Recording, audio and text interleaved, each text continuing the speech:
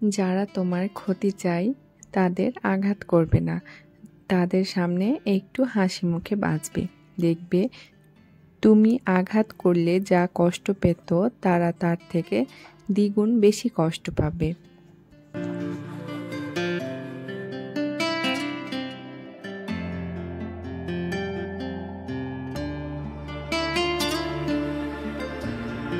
Hello everyone, আসসালামু আলাইকুম। আমি সুরভি রাজশাহী থেকে বলছি। সুরভি জল চ্যানেলে আপনাদেরকে স্বাগতম। কাছে দূরে, দেশ এবং দেশের বাইরে যে যেখান থেকে আমার আজকের ভিডিওটি দেখছেন, আশা করি সকলেই সুস্থ আছেন, ভালো আছেন। আলহামদুলিল্লাহ, আমি আল্লাহর অশেষ রহমতে বেশ ভালো আছি। যদিও দেশের পরিস্থিতি একটুও ভালো না, আমাদের দেশটা একদমই ভালো নেই। বেশ কিছুদিন থেকে একটার পর একটা বিপর্যয়ের সম্মুখীন আমরা হচ্ছি। দেশের অনেক বাধা বিপত্তির পর একটু স্বস্তির নিঃশ্বাস ফেলার সাথে সাথেই আমাদের দেশের বিভিন্ন স্থান বন্যা প্লাবিত হয়ে গেছে, যেটা তো আমরা সবাই জানি। কি মানুষের কষ্ট হচ্ছে, কত প্রাণ যাচ্ছে, এগুলো দেখে একদমই মনের ভিতর কোনো শান্তি পাচ্ছি না। বন্যা প্লাবিত মানুষদের জন্য অনেক অনেক দোয়া রইল। খুব তাড়াতাড়ি তারা যেন সকল বিপদ কাটিয়ে উঠে সুন্দর স্বাভাবিক জীবনে ফিরে আসে। আর আমরা যে যেখানে আছি, যে অবস্থায় আছি, যাদের একটু হলেও সাহায্যের হাত বাড়িয়ে দেওয়ার অবস্থায় আছি, তারা আমরা সকলেই যেন একটু করে সাহায্যের হাতটা বাড়িয়ে দেই, তাহলে খুব তাড়াতাড়ি ওরা রিকভারি করবে। আর আসলে কখন মানুষ কোন পরিস্থিতিতে পড়ে কেউই জানে না। আর ভিডিওগুলো দেখতে এত কষ্ট লাগছে যে মানুষগুলো, মা বোনরা, ভাইরা ত্রাণ নিচ্ছে, আসলে তারা তো সেই রকম ফ্যামিলি না, কিন্তু বিপদের জন্য মানুষকে কখন কোন পরিস্থিতির ভিতরে পড়তে হয় আসলে আমরা এটা কেউই জানি না। তো বেশ কিছুদিন আগে আমি ঢাকা গেছিলাম, কয়েকদিন আগে। তো আমি মাওয়া ঘাটে ঘুরতে গেছিলাম একটু ইলিশ খাওয়ার জন্য। আমি গেছিলাম একবার অনেক আগে, বাট অনেক দিন থেকে যাওয়া হয়নি। আমার ছেলে যাওয়ার জন্য অনেক বায়না করছিল, ও যখন ছোট ছিল যখন গেছিলাম। তো যাওয়ার সময় আসলে সেরকমভাবে ভিডিও করা হয় নাই, কারণ বাবু দুষ্টুমি করছিল, ওকে নিয়ে ব্যস্ত ছিলাম। আর যে কোনো টাইমে আসলে সব সময় ভিডিও করতেও ভালো লাগে না, মাঝে মধ্যে নিজেরা নিজেদের মতো করে একটু এনজয় করতে ভালো লাগে। তোর মাওয়া ঘাটে আসার যে রাস্তাটা আছে, রাস্তাটা যে এত সুন্দর কি বলবো, আমার কাছে তো অনেক বেশি ভালো লেগেছে। আর যখন ব্যাক আসছিলাম তখন তো বৃষ্টি হচ্ছিল, ওটা আরো বেশি ভালো লাগছিল। তো আমরা প্রথমে এসেই মাছের অর্ডার দিয়ে দিয়েছিলাম যে কোন মাছটা নিব। পছন্দ করে বিভিন্ন রকম মাছ ছিল, আর মেন যেটা ইলিশ মাছ সেটাই আমাদের কাছে বেশি ভালো লেগেছিল। আর এখানে আমরা ইলিশ নিয়েছিলাম, আর এক্সট্রা ডিম নিয়েছিলাম 2টা, আর 2টা চিংড়ি মাছ নিয়েছিলাম, সাথে বেগুন ভাজা, আর নিয়েছিলাম একটা টক সালাদ, শসা দিয়ে আচার দিয়ে তৈরি করেছিল, সেটাও অনেক বেশি ভালো লাগছিল।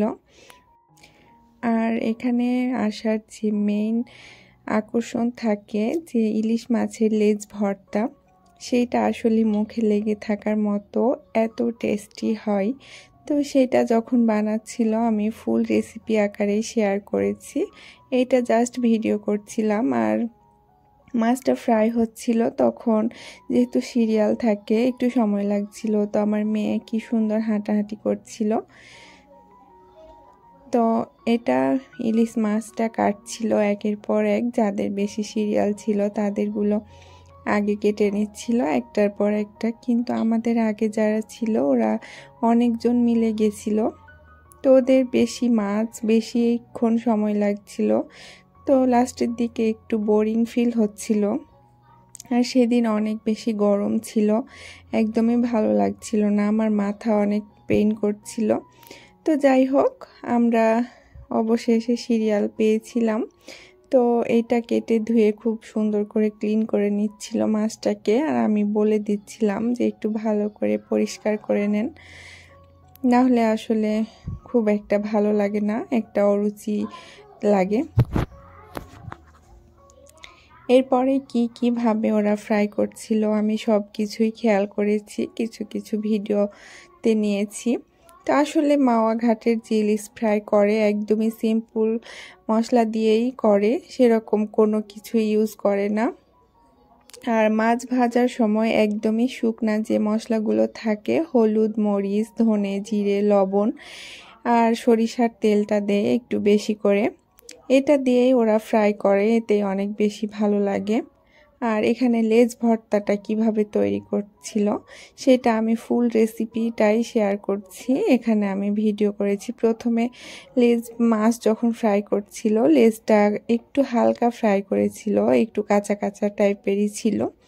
তো এই অবস্থায় নিয়ে নিয়েছিল। তারপরে এরকম করে যে বাটনির ইয়াটা থাকে, থোর বলে, তো এটা দিয়ে মাছটার কাঁটাটা ছড়িয়ে নিচ্ছিল একটু। তখন বড় যে কাঁটাটা ওইটা বের করে ফেলে দিয়েছিল একটা চামচের সাহায্যে। তারপরে পেঁয়াজ কুচনো, ধনে পাতা কুচনো আর এখানে চিলি ফ্লেক্সের মতো শুকনো মরিচকে গুঁড়ো, হালকা চিলি ফ্লেক্স যেই রকম হয় সেই রকম করে রেখেছে, আর লবণ। আর মাছ যে ভাজছিল যেই তেলটা দিয়ে, সেই তেলটাই এখানে ইউজ করা হয়েছে ভর্তাতে, তাহলে অনেক ভালো লাগছিল। আর আসলে মাওয়া ঘাটের যে ইলিশের দাম সেটা অনেক বেশি না, কিন্তু আদার্স যে ওদের অনেক কিছু থাকে সেইগুলো মিলেই বেশি প্রাইসটা চলে আসে। আমরা মাছ নিয়েছিলাম, তো মাছের দাম ছিল 1300 টাকা। আর এখানে যে বেগুনের পিস নিয়েছিলাম 5 পিস, এক একটা বেগুনের পিস 50 টাকা করে নিয়েছিল। আর মাছটা যে ফ্রাই করতো সেই জন্য যে একটা সরিষার তেল লাগে সেইটাও একদম বেশি করে দিচ্ছিল, সেটাও বলছিল যে কিনে নেওয়া লাগবে তেলটা। তো আমি এই জিনিসগুলো দেখে একটু অবাকই হয়েছিলাম, তারপরেও ভালো লাগলো। তো ভর্তাটা এইভাবে যখন ম্যাশ করে নিল, তারপরে যে ছোট ছোট কাটাগুলো ছিল সেগুলো খুব ভালো করে বেছে নিচ্ছিল। এরপরে পেঁয়াজ কুচনো, ধনে পাতা কুচনো আর মরিচের যে চিলি ফ্লেক্সের মতো ঝুরি করে রেখেছে সেইটা দিয়ে দিল। আর এখানে স্বাদ মতো লবণ, যে যেরকমটা পছন্দ করে ওরা টেস্ট করে দেখিয়ে দিচ্ছে। তো যার যেমন পছন্দ সে তেমন পরিমাণটাই নিচ্ছে। আর এইভাবে খুব সুন্দর করে মেখে নিচ্ছিল। তারপরে যে ইলিশ মাছ ফ্রাই হচ্ছে সেইখান থেকে একদম খাঁটি সরিষার তেলটা নিয়ে চলে আসছিল, এটা দিয়ে একদম খুব ভালো মতো চটকে নিয়েই ভর্তাটা তৈরি করে নিচ্ছিল। তো এই ভর্তাটা আসলে এত বেশি টেস্টি, এত ভালো লাগে, বাসাতেও তো তৈরি করি, কিন্তু আমার কাছে মনে হচ্ছিল ওইখানেরটা বেশি ভালো লাগছিল।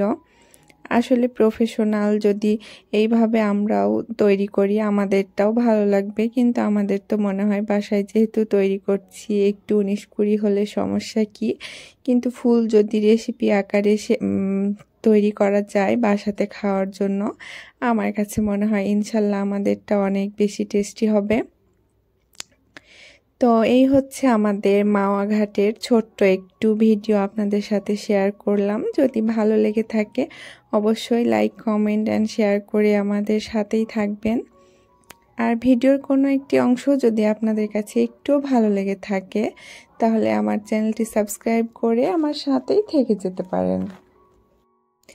তো এখানে আমার ছেলে একটু ভিডিও করছিল যে ও নিজে মাছ ফ্রাই করবে। প্রথমে আমি করছিলাম, তো আমার দেখে ও বলছে আম্মু আমিও করব, তখন আমার কাছ থেকে নিয়ে নিল। তো সে নাড়তে অনেক বেশি ভয় পাচ্ছিল যদি তেল ছিটে যায়। তো আসলে ব্যস্ততার জন্য ছোট বাচ্চা নিয়ে বাবুর পড়াশোনা, সংসারের কাজ সব মিলিয়ে আসলে ভিডিও শেয়ার করা একদমই পসিবল হচ্ছে না। কিন্তু আমি সব আপুদের ভিডিও দেখি, মাঝে মধ্যে কমেন্ট করা হয় না। তো আমি মনে মনে ভেবেছি এত জুলুম করে প্রেশার নিয়ে ভিডিও শেয়ার আমি এত ঘন ঘন করব না। আর ভিডিও শ্যুট করার থেকে ভয়েস ওভার করাই আমার কাছে বেশি প্যারা মনে হয়, কারণ বাচ্চা যখন ঘুমায় দ্রুত সব কাজ শেষ করা লাগে, টুকটাক নিজেরও যা কাজ থাকে। তো ভয়েস দেওয়াটাই আমার কাছে প্যারা মনে হয়ে যাচ্ছে, তাই আমি রেগুলার 2 বা 3 দিন পর পর ভিডিও শেয়ার করব। সকলেই সুস্থ থাকবেন, ভালো থাকবেন। Thank you. আসসালামু আলাইকুম।